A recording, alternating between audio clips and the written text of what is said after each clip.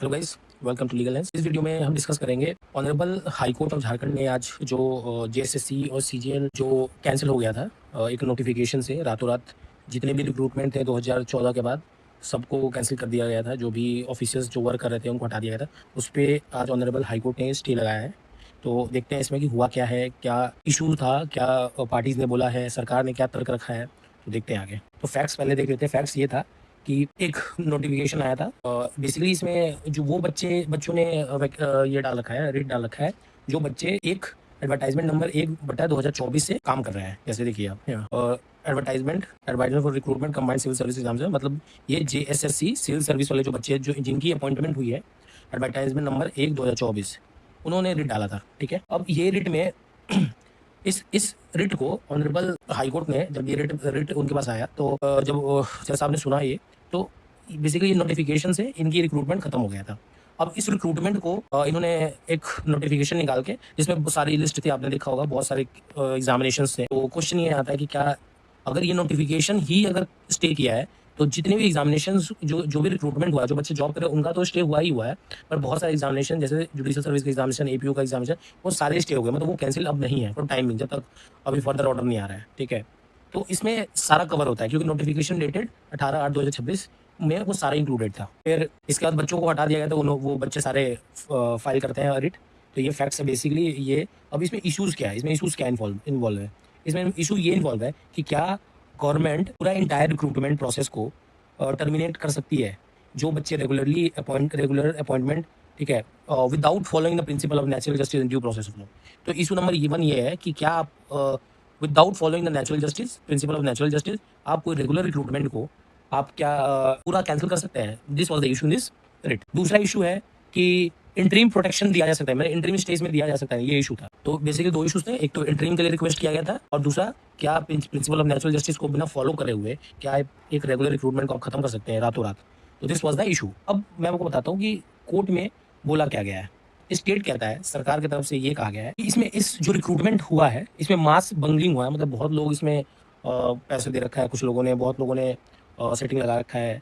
तो मास बंगलिंग हुआ है और स्टेट ने ये, सरकार ने ये भी बोला है कि इसमें सीआईडी की इन्वेस्टिगेशन स्टार्टिंग है और चल रही है, उसमें कुछ लोगों को अरेस्ट भी किया गया है।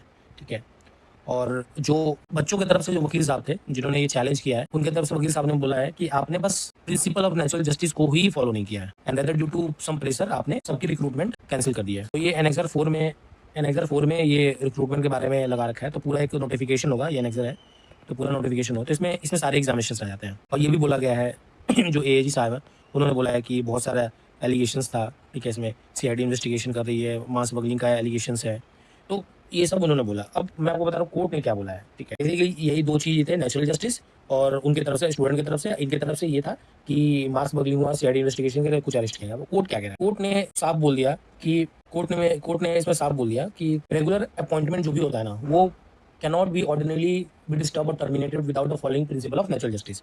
बेसिकली कोर्ट का ये कहना है कि आपने नेचुरल जस्टिस को बिना फॉलो करे हुए आप ऐसा कुछ कर ही नहीं सकते हैं, क्योंकि principle of natural justice is a process, is a due process which is mandatory for any person, any government, not a person, any government to comply with. If you are not complying तो उस cases में आप ऐसा नहीं कर सकते। Basically court ने यही बोला। कोर्ट ने और बोला है the impugned notification did not disclose sufficient material justifying such a drastic action. Court ने ये भी बोला है कि आपने जो बच्चों को अचानक से हटा दिया है, ठीक है, तो आपने जो डॉक्यूमेंट जमा किए हैं, क्योंकि जब हम कोर्ट में जाते हैं तो दोनों पक्ष अपनी तरफ से डॉक्यूमेंट लाते हैं, तो अभी स्टेट की तरफ से उतना सफिशिएंट डॉक्यूमेंट आपने नहीं दिया है कि आप एक अचानक से सारे बच्चों को आप निकाल दीजिएगा। कोर्ट ने ये बोला कि CID investigation was already underway, the government could wait the investigation rather than immediately disturbing the appointment without due process. ठीक है, कोर्ट ने ये भी बोला, ऑब्जर्व किया। फिर कोर्ट ने इंटरिम अलाउ किया इसमें, जैसे एक पैरा में आपने देखा होगा इंटरिम कोर्ट ने allow. As far as the issue of interim protection is concerned, the court feels that the interest of justice and balance of convenience is a paramount, and in the instant case, the balance of convenience is in the favor of petitioners. तो तीन principles देखा जाता है section order 39 में। अगर हमें interim, तो तीन चीज देखा जाता है, एक इंटरेस्ट ऑफ जस्टिस देखा जाता है, बैलेंस ऑफ कन्वीनियंस देखा जाता है। तो इस केस में बैलेंस ऑफ कन्वीनियंस स्टूडेंट्स के फेवर में था। तो कोर्ट ने बोला है कि प्राइम फेसाई यही दिख रहा है कि स्टूडेंट के फेवर में बैलेंस और कन्वीनियंस है। The court also found that the implementation of the notification at that stage was against public interest. ठीक है, या कोर्ट ये भी बोलते हैं operation of this notification is also against public interest. ये बहुत इंपॉर्टेंट चीज है। फिर ऑनरेबल हाई कोर्ट ने ये बोला, high court did not finally decide the validity of cancellation of this stage, क्योंकि ये बस इंटरिम प्रोटेक्शन के लिए गए थे और बेसिकली पूरा डिसाइड नहीं हुआ, क्योंकि दोनों तरफ से एविडेंस आएंगे बेसिकली, और उसके बाद डिसीजन लिया जाएगा अगर कोई डिसीजन इसमें है। ठीक है, तो उसके लिए 15 तारीख को डेट लगा दिया ऑनरेबल हाई कोर्ट ने, 15/9 को 2:30 बजे के लिए। तो ये पूरा ये आज के केस में यही हुआ है। ठीक है, मेरे हिसाब से जो जेन्युइन स्टूडेंट है उनको अपॉर्चुनिटी इनको ऐसे नहीं निकालना चाहिए। अगर सिंपल ही है, अगर हमारा भी होता है सिलेक्शन या आपका भी होता है, तो अगर ऐसे बच्चों को अगर निकाला जाएगा तो दैट इज़ नॉट गुड।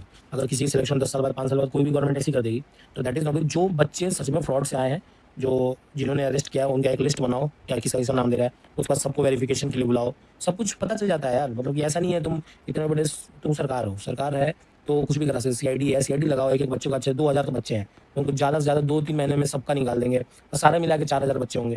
और ऐसे नहीं निकालना चाहिए। सिविल जज का एग्जाम तुमने कैंसिल कर दिया, एपीओ का आपने कैंसिल कर दिया, आपने बहुत सारे वैकेंसीज कैंसिल कर दिए, तो this will not serve the purpose. तो यही था आज के जजमेंट में।